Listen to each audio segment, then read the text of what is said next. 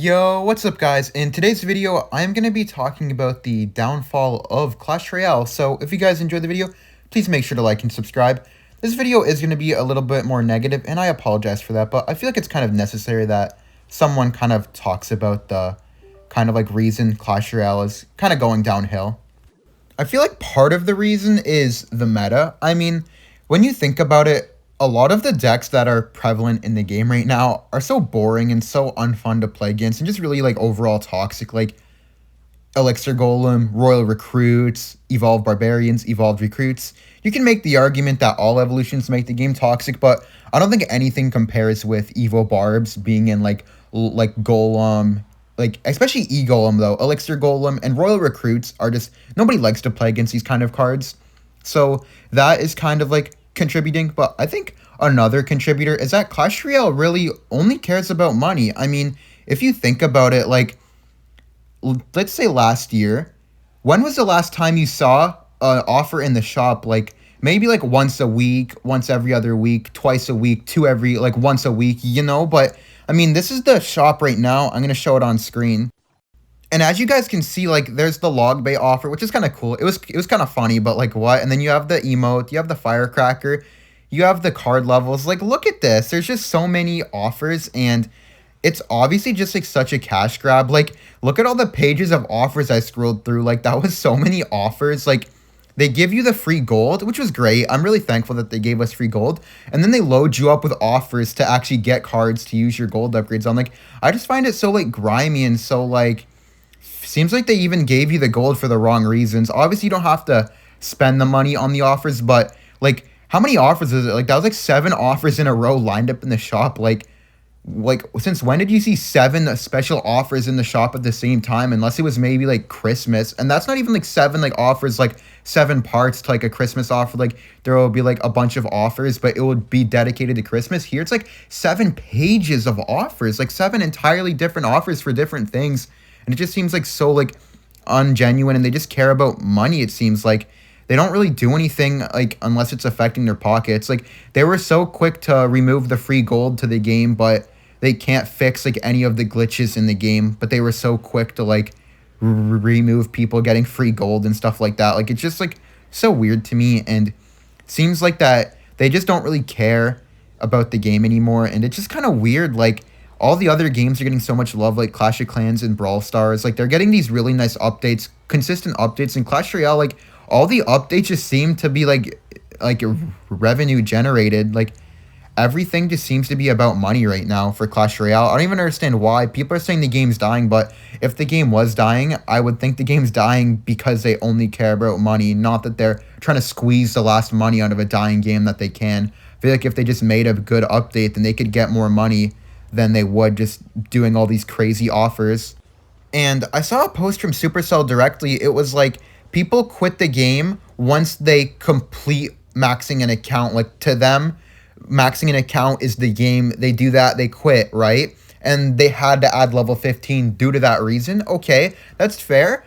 But what makes that quite ironic is that, as you guys can see on the screen right now, there's a 50,000 elite wildcard offer in the shop for only $10. So basically, to make somebody quit the game, you're making them spend $80 and they're finished with the game.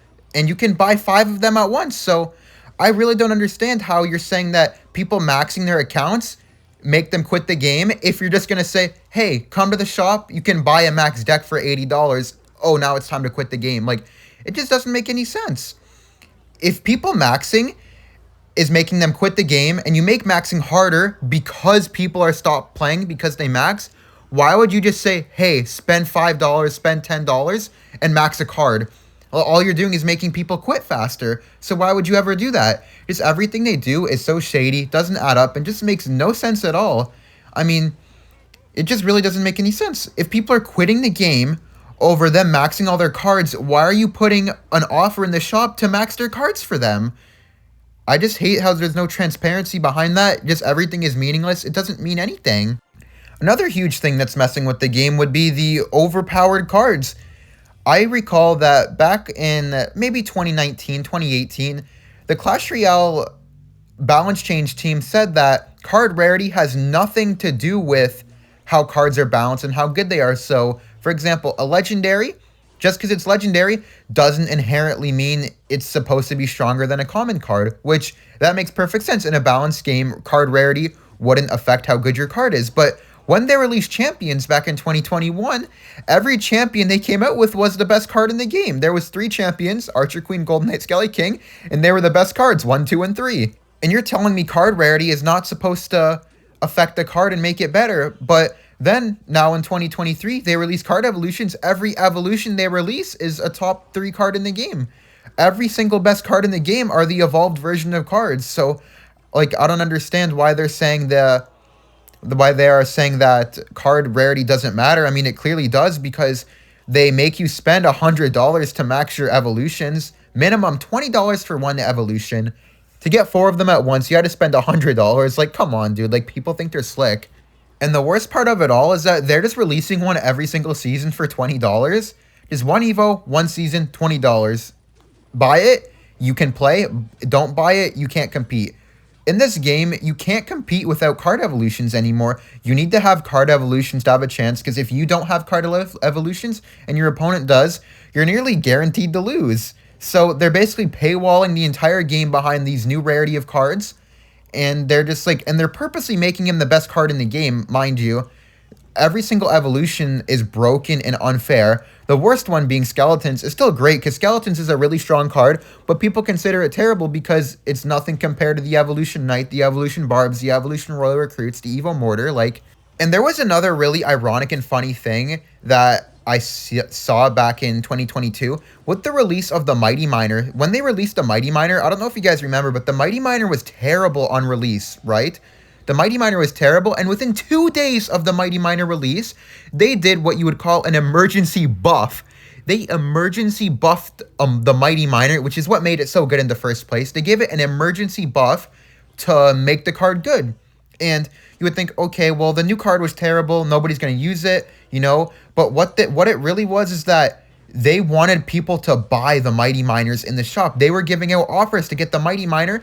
Nobody would be buying the Legendary King's Chest to get the champion, which is the Mighty Miner, because the card was terrible, so nobody would want to use it. So what they did was they gave it an emergency buff, which, okay, whatever, I guess. But they refused to emergency nerf the broken cards. So when you see all these broken cards like Evolved Royal Recruits, Evolved Knight, Evolved Barbarians, Evolved Firecracker before it got nerfed, there was no emergency nerfs. Or if there was, it was after months and after they already got their paycheck. But when the card that they wanted to give them the paycheck was bad, they instantly buffed it. Like, what is an emergency buff? Like, you see what I mean? Like, this is all just correlated to money. That's all they really care about. And another topic I really want to get into is the lack of updates. I mean, I kind of got into it earlier, but the biggest problem for me with the lack of updates is that, sure, they do like one update yearly, maybe bi-yearly, but the update always has 2 things in common. The last updates, every update in the last 3 years now has had 1 thing in common, 2 things in common. Number 1, they release a new rarity of card. 2021, it was Champion. 2023, it was Evo. And number 2, they are completely broken and better than every other card in the game, meaning you 100% need to have them, need to use them, or you can't compete with everybody else. And if you do, you're at a major disadvantage. I guess there's 3 things.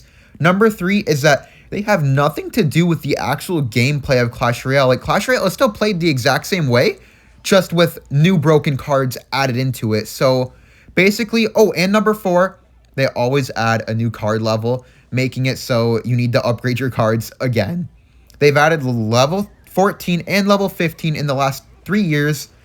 All the updates have that thing in common, and that thing, what it revolves around is always money. If you need to upgrade your cards again, you need to spend money, you need to buy gems, you need to buy offers to get new cards. And when the cards are broken, you need to buy them to max it out, to compete with everybody else on ladder who will inevitably buy them or unlock them through other means. You have to buy them, so which is getting them more money. It's just kind of disgusting when you think about it, because it looks like they're just making like these new cool things, these cool new cards, but really all they're doing is just saying, hey, I want money, give me money now. And honestly, I feel like there's not much more to go up into on the update topic, because the updates are always related to money. I mean, There was an update. I don't know. I don't remember when this was. I think it was 2021 as well. The magic items update. Maybe it was 2022. I don't really remember, but the magic items update, that was very good for the game. It helped people progress. But what the magic item thing also did was that they could just shove all the magic items into offers. And that is what they just did. They put them all into offers and said, hey, buy these. There's also these, if you guys remember what they even are, because a lot of people kind of forgot what these were, the boost potions.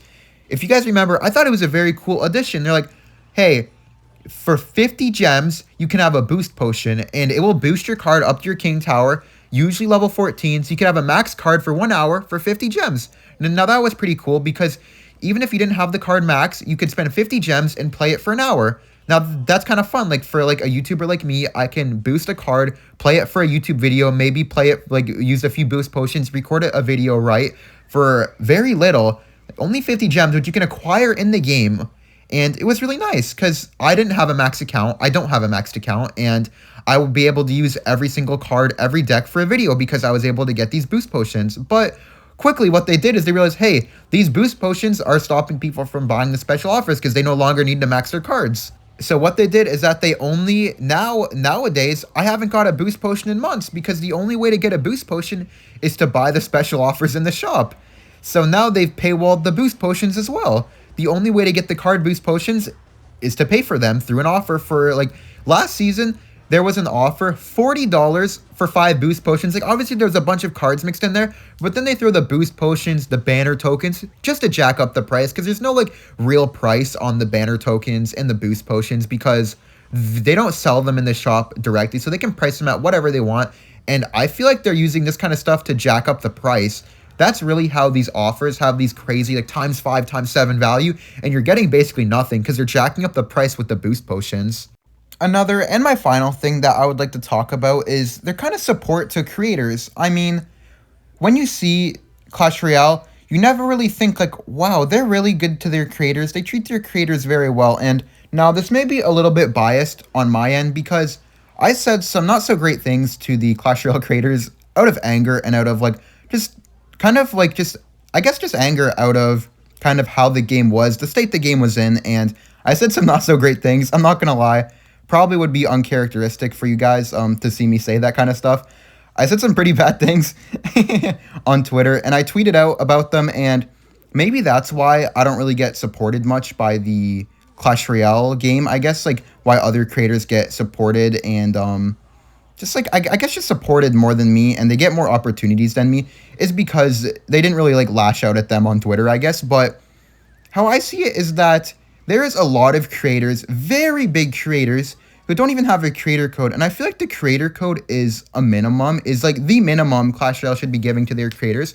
I feel like it shouldn't be so hard to get a creator code and so like glorified and so prestigious to have a creator code because, I mean, these people are making content for your game. There should be a way to support them, at least in the shop or in other ways, but there's no really way to support a creator who doesn't have a creator code. I'm very happy for Ian. He got a creator code, I want to say last month. He got the creator code last month, and I was very happy for him. It was very cool because not many people have been getting creator code recently, and we've both been trying to get one for quite a while now. And while it's cool, I do feel like it's a little bit weird that creators like me, Aragon, Oyasu, all of us don't have creator codes. And I mean, we all have over 100,000 subscribers on YouTube, so like, where is the problem in giving us our own creator code so our fan base can support us? And just like the shop, when you give out offers, like, I don't see what's wrong with that. And especially because me, Ian, Aragon, Nate, and maybe a few others all record the same kind of videos. We all have the screen. We all just have like the full screen videos where we just talk about the games and we kind of say what we're doing, why we're doing it, just gameplay with commentary, basically, you know. And it makes sense, but it also doesn't make sense that Ian was the only one to get a creator code. I'm not saying he didn't deserve it. He very much deserves a creator code. I'm very happy for him. I've actually been using code Ian. If you guys don't use a code, make sure to use code Ian. And if you don't use code Ian, I would just use code Ian. But, you know, it is a little bit interesting that only he got it out of the 4 people who make nearly identical videos. The only thing different is the deck we play, the gameplay, the voice, and the personality, right? But the videos themselves are very similar, and he was the only one to get one, which I think is a little bit strange. And I just don't really like that. And I feel like creators who are, I don't know, maybe like, I'm not going to say are undeserving, because it's not my place to say someone doesn't deserve a creator code. That's never my place and never my intention to really bring down another creator saying they don't deserve something, because it's not really up to me if they deserve it or not, to be honest. I just feel like other creators who make unsimilar content but aren't really like, you know, as well known as us. While that doesn't mean we deserve a creator code because we're more known, I just feel like, you know, people who are bringing views to your game when your game is kind of in like a downward slump, you know, should get a little bit more support, I guess, from the people up in charge, especially with just something as little as a creator code and other things as well. Like me and Ian, I don't know if you guys know this, but me and Ian got invited to Helsinki to the CRL World Finals. We're not going to be competing as players, but we will be competing as, I mean, not competing at all. We will be participating as like content creators, which is amazing. I'm so thankful, so grateful that I was able to get invited. But like someone like Aragon, he didn't get invited, which I don't see why me and Ian got invited if Aragon didn't. I just don't understand like the I just don't understand like the standard behind it. Like, why did me and Ian get invited and not Aragon? Why does Ian have a code, me and Aragon don't? You know what I mean? Like, it doesn't really add up. But I guess it kind of sums up my rant. This is kind of why I think Clash Royale is going downhill. If you guys enjoyed the video, or if you agreed with some of the stuff I said, make sure to like and subscribe. And if you guys have any like critiques, or maybe like you disagree with some things, please also let me know down below. Let me know with what you agree with. Just like your entire opinion on it, I guess. Like, tell me if you think it was like everything I said was justified. If some of it was justified, some of it wasn't. Tell me what wasn't justified, kind of thing. And yeah, thank you guys for watching, and I'll see you guys in the next video. Bye.